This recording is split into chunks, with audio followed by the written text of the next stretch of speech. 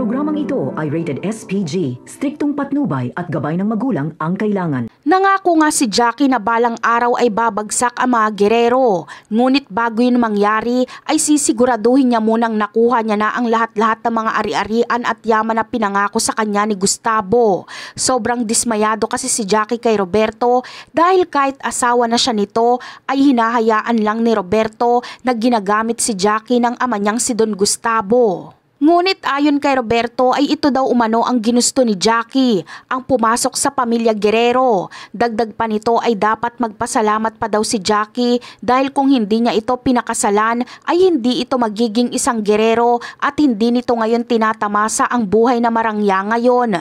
Pagkatapos yung sabihin lahat ni Roberto ay agad niya ding tinalikuran si Jackie. Samantala, ang hindi alam ni Roberto ay matagal na din palang alam ni Jackie ang pinakatatagong sekreto nito.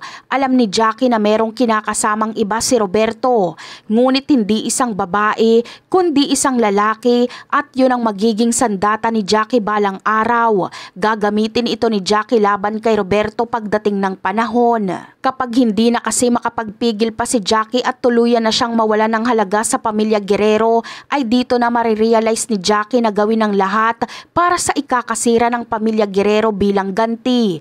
Uunahin niya si Roberto dahil ito ang magiging susi para mapabagsak ang mga Guerrero.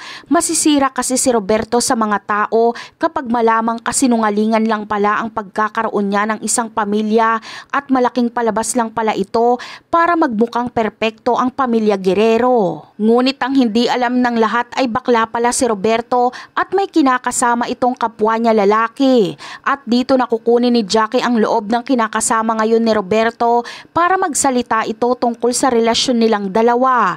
Babayaran ito ni Jackie ng malaking halaga para lang ibunyag nito sa media ang sikretong pagkatao ni Roberto. At yan ang aabangan natin. Bye!